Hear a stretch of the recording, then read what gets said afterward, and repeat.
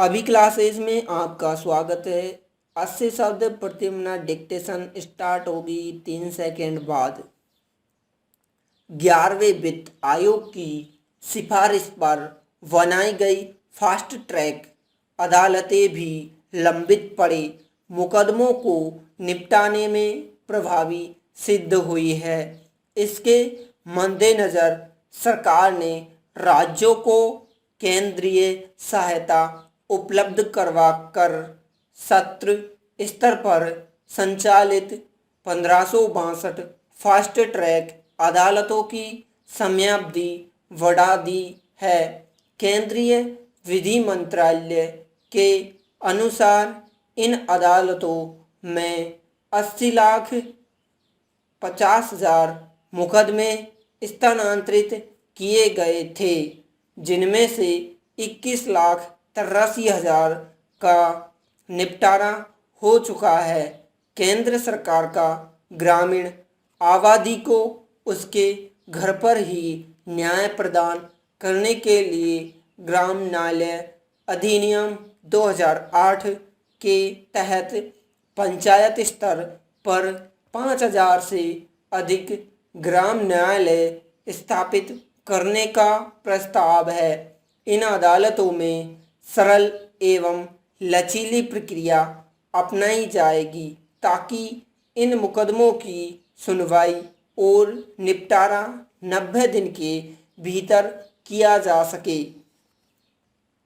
वैकल्पिक विवाद निवारण का सहारा लेने से विवाचन, बातचीत, सुलह और मध्यस्थता के जरिए लंबित मामलों में कमी लाने में बहुत मदद मिल सकती है। अमेरिका और कई अन्य देशों में विवाद समाधान तंत्र के रूप में वैकल्पिक विवाद निवारण बहुत सफल रहा है। भारत में विवाचन सुलह अधिनियम 1996 पहले से ही है और सिविल प्रक्रिया संहिता को भी संशोधित किया गया है।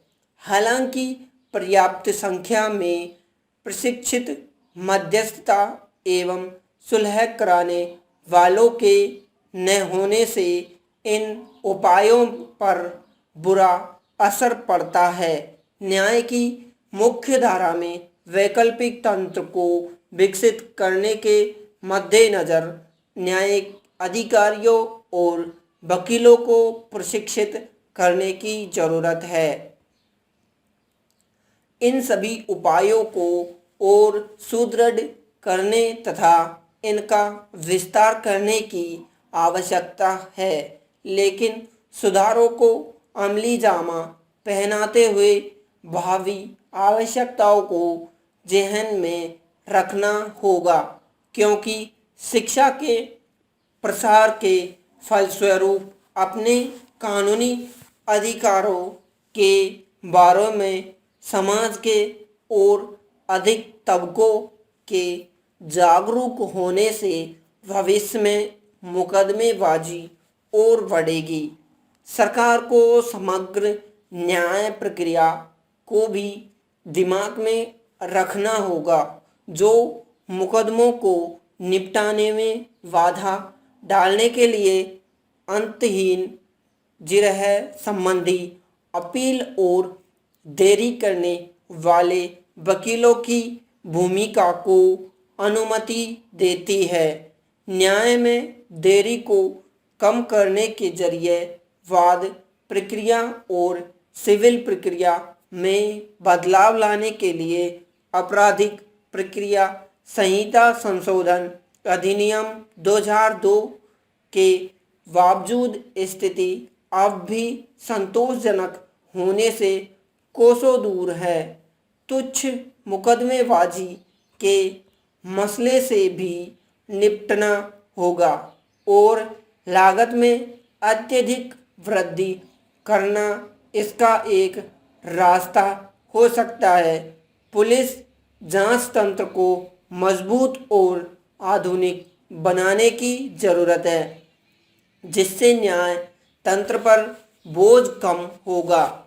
न्यायतंत्र के कार्य निष्पादन को सुधारने के लिए इन कारकों पर तुरंत ध्यान देने की ज़रूरत है। न्याय प्रदान करने के तंत्र की सभी जटिलताओं और सूक्ष्म अंतरों पर साकल्यवादी रूप से विचार करने से यह स्पष्ट है कि न्यायतंत्र में पारदर्शिता और जवाबदेही सुनिश्चित करने के लिए वर्तमान संकट एवं त्रुटियों पर विचार करना होगा।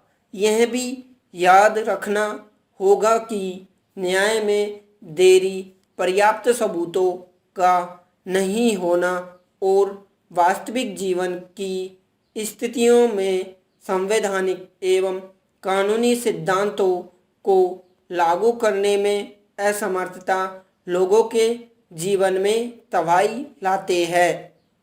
धन्यवाद।